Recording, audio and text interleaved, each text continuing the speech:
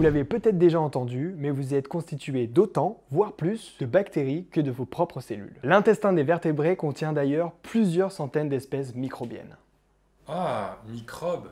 Oui, et les plus hypocondriaques d'entre vous voudront se mettre à boire de la javel pour nettoyer tout ça. Pas vrai, Donald? Mais les bactéries sont-elles toujours les ennemis du système immunitaire? On y répond en 99 secondes.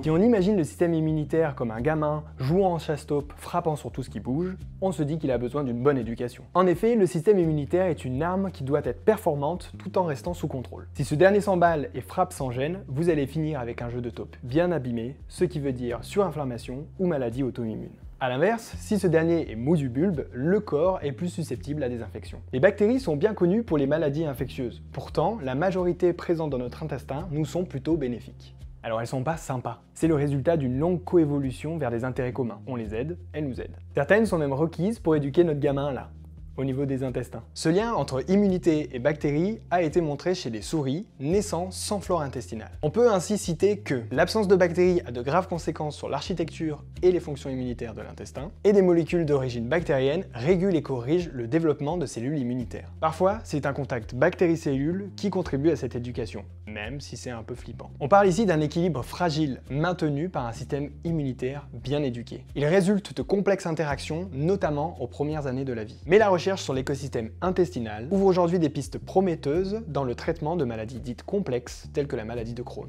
Bref, les bactéries ne sont pas toujours nos ennemis, non, elles sont même bien souvent nos meilleurs alliés.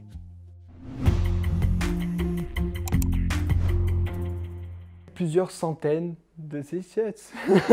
On peut un peu épaisser.